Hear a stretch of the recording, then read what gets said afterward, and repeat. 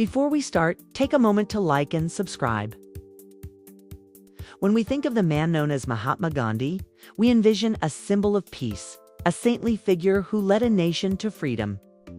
The private life of Mohandas Karamchand Gandhi, however, is a complex narrative defined by personal contradictions and controversial choices that stand in stark contrast to his global image. When Gandhi first arrived in South Africa in 1893, he was a young, ambitious lawyer who quickly took up the cause of his fellow Indians.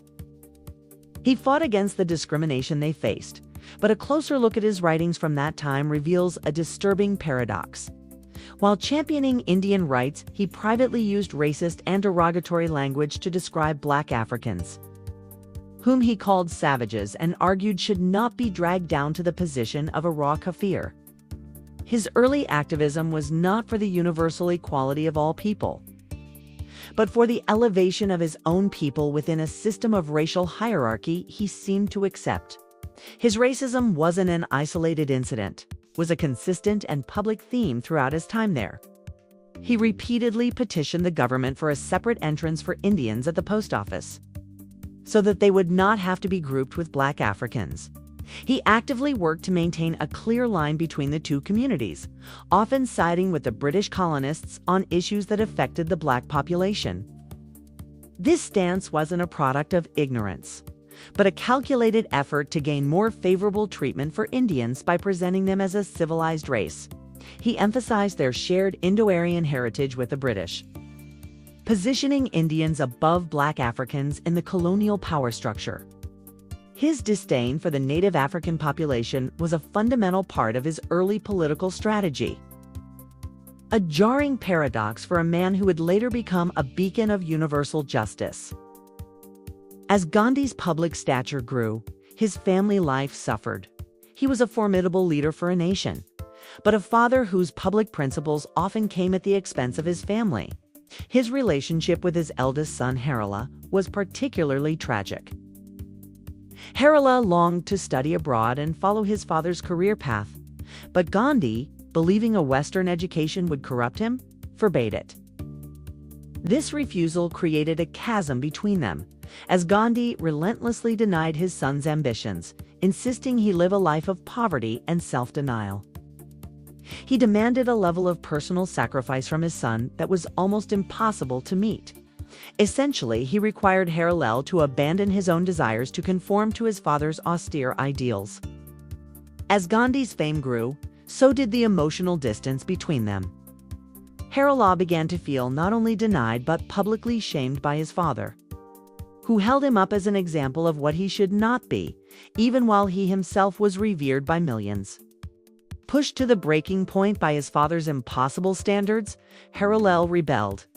He became an alcoholic, converted to Islam in defiance, and lived a life of misery. This public defiance was a direct response to his father's control, a desperate attempt to find his own identity outside of the Mahatma shadow. Harala's tragic death from tuberculosis, alone and unrecognized in a hospital, highlights the profound emotional cost of Gandhi's unyielding principles. He died in abject poverty, and when Gandhi was asked about his estranged son's death, he reportedly showed little emotion. This was a stark illustration of the deep-seated priorities that placed his public mission far above the well-being of his own family. As his fame reached its peak, so did his personal eccentricities. After his wife's death, Gandhi began what he called brahmacharya, or celibacy experiments. He would sleep naked with young women, including his teenage grandniece, Manu, in the same bed. He claimed this was a test of his self-control and an effort to rid himself of all desire. He believed that to achieve true spiritual purity, one had to face the ultimate temptation without giving in. This was a spiritual trial to prove he had achieved total control over his senses and was no longer susceptible to lust. For Gandhi, these were sacred spiritual trials, but for his followers, they were a cause for deep concern and public scandal. The rationale behind these acts was rooted in his extreme interpretation of brahmacharya, a Hindu concept that extends beyond celibacy to the complete mastery of the senses. He believed that if he could lie naked with a woman and remain unaroused, it would be proof of his divine spiritual purity. It would also be a sign of his unique power to lead. This disturbing practice, which began after his wife's passing, was a source of immense tension within his inner circle.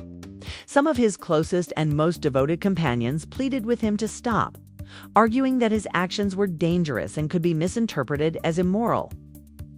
The pleas of these followers were met with unwavering conviction.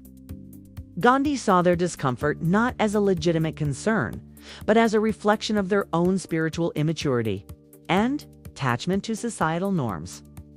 He believed that his actions were a necessary, even divinely ordained path to achieving the highest state of self-control.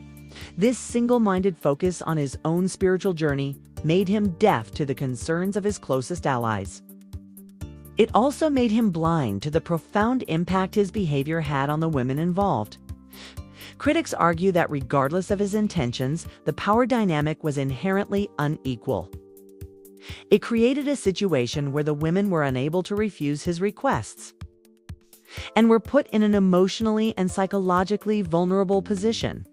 His actions, therefore, were not just spiritual experiments, but a testament to his disregard for the emotional well-being of others, in the pursuit of his own idealized principles. Despite the widespread concern and public scandal, Gandhi remained firm in his conviction. He dismissed the criticism not as a valid concern, but as an obstacle to his spiritual growth. He justified his actions by asserting that a true seeker of truth must be completely transparent about their life, no matter how unconventional or controversial their methods might appear to others. Many saw the act as an unsettling abuse of power and a violation of the trust placed in him. This was especially true given the age difference and the deeply devotional nature of his young companions. These actions caused a rift with some of his most dedicated disciples.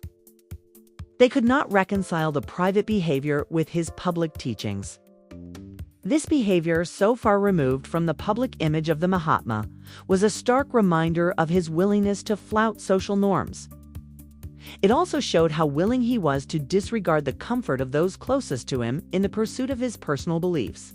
Throughout his life, Gandhi maintained a deep skepticism toward modern medicine, a belief that had devastating consequences.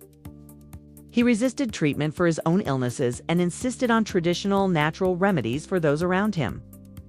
This rigid opposition took a tragic turn when his grandson, Roseclo, died from malaria at just 16 years old. Gandhi had insisted on treating him with homeopathic methods rather than effective medicine. His refusal to accept science and his unwavering faith in his own methods directly contributed to the suffering and death of those he was supposed to protect. In the end, his life was not a simple tale of good versus evil, but a deeply human story. He was a man whose public virtues often masked private flaws. His most celebrated achievements, nonviolent resistance, the fight for freedom, stand in an uncomfortable relationship with his personal prejudices, his family failures, and his harmful beliefs. His story is a powerful reminder that even a figure revered as a great soul is, in the end, a complex and contradictory human being.